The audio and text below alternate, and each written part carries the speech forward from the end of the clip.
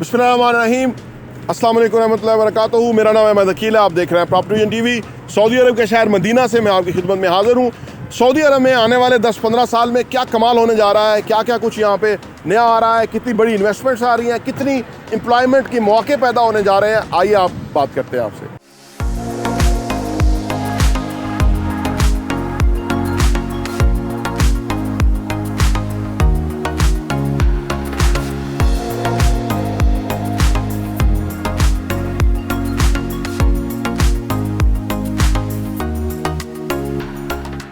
Welcome back.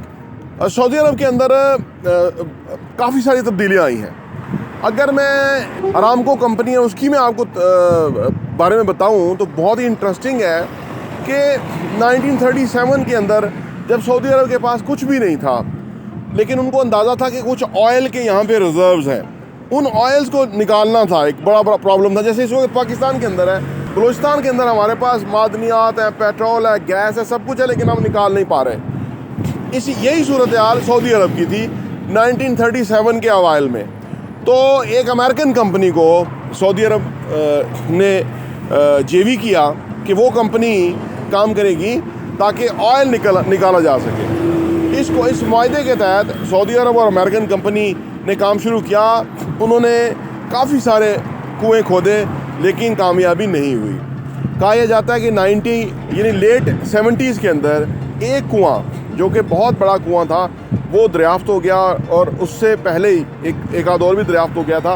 उन्होंने production देना शुरू कर दी। तो 1980 में सऊदी अरब ने फ़ैसला किया, अमेरिकन जो कंपनी है उसके साथ उसको जो है ना वो अलग करके इंडिपेंडेंटली सऊदी अरब खुद जो है एक्सप्लोरेशन में जाएगा।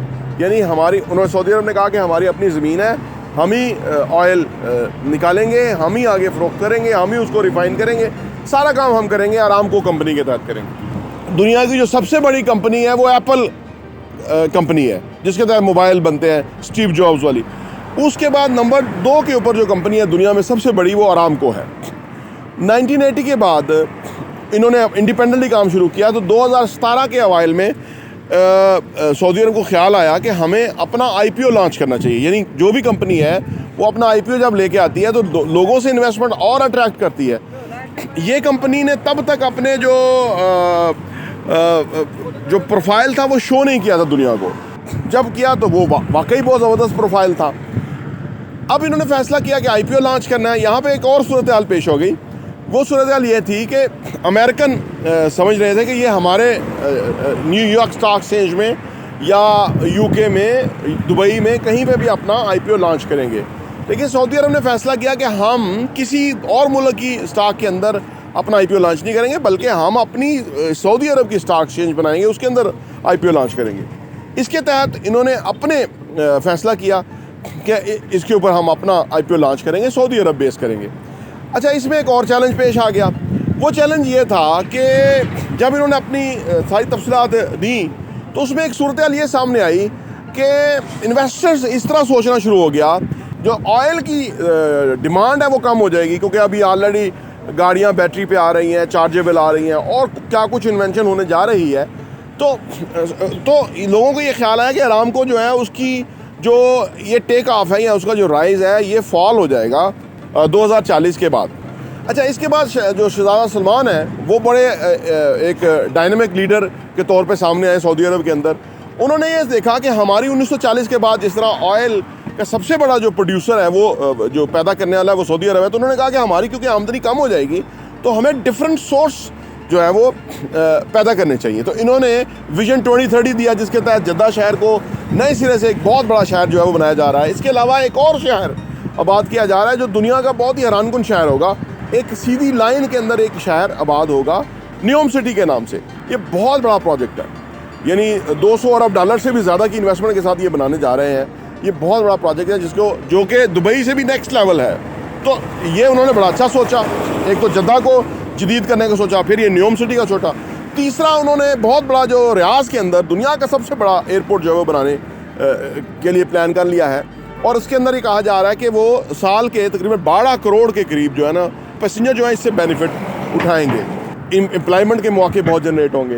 वाकई आने वाले 10 से 15 साल के अंदर सऊदी अरब और फिर रिलीजियस टूरिज़म के अंदर सऊदी अरब ऑलरेडी बहुत ही ज़बरदस्त है। हम रात को बैठे हुए एक हल्का फुल्का कैलकुलेशन कर रहे थे, तो मदीना शहर की अगर मैं बात करूं तो यहाँ पे तकरीबन साल के 100 अरब के करीब यहाँ लोगों के ठहरने का बिजनेस है। 100 अरब के करीब रेंटल इनकम है जो कि यहाँ पे आके लोग ठहरते हैं, जैसे हम आए हुए हैं इस तरह से। तो ये एक होटल की रूम्स की रेंटल का हमने कैलकुलेशन की थी। अगर आप कैलकुलेशन करें कि यहाँ पे लोग जो आके पैसे स्पेंड करते हैं वो कितना है, तो रिलीजियस टूरिज़म के अंदर ऑलरेडी सऊदी अरब जो है वो बहुत पैसा भी बना रहा है और वो लोगों को फैसिलिटेट भी कर रहे हैं और यहाँ पे आके नज़र आता है। इसके अंदर ऑलरेडी वो बहुत अच्छे हैं। जो दुबई तर्ज की टूरिज़म है, दुबई से भी नेक्स्ट लेवल पे जा रहे हैं। ये एक बहुत बड़ी मार्केट है और उसके हवाले से उन्होंने बहुत सारी वीज़ा पॉलिसियाँ नरम की हैं। यहाँ पे लोगों को इन्वेस्टमेंट वीज़ा दे रहे हैं, लोगों को आप अट्रैक्ट कर रहे हैं कि वो आए इन्वेस्ट करें और यहाँ पे रेजिडेंस वीज़ा लें मुस्तकिल तौर पे। ये इतने सारे इकदाम हैं। फिर ख़ातीन को जो ड्राइविंग का वो दिया, अब ख़ातीन यहाँ पे सऊदी अरब में हमें वाज़ेह तौर पे हर जगह काम करती हुई नज़र आती है और वो बहुत ही बेहतरीन काम कर रही है। इवन पाकिस्तान में इतना नहीं है जितना सब सऊदी अरब के अंदर हो गया। तो ये पाकिस्तान के उन हलकों को भी सोचने की ज़रूरत है कि ख़ातीन को एम्पावर करें और वो नेशनल डेवलपमेंट के अंदर काम करें। तो अलगर्ज़ सऊदी अरब आने वाले 10-15 साल में एक बिल्कुल जदीद तरीन शहर होगा, जो कि मैं समझता हूँ कि सऊदी अरब के लिए बहुत बड़ी अपॉर्चुनिटी है और यहाँ के लोगों के लिए बहुत अपॉर्चुनिटी है और दुनिया भर के लोगों के लिए यहाँ अपॉर्चुनिटी होगी, क्योंकि यहाँ बहुत ज़्यादा एम्प्लॉयमेंट के मौके मज़ीद पैदा होंगे। प्रॉपर्टी टीवी देखने का बहुत बहुत शुक्रिया।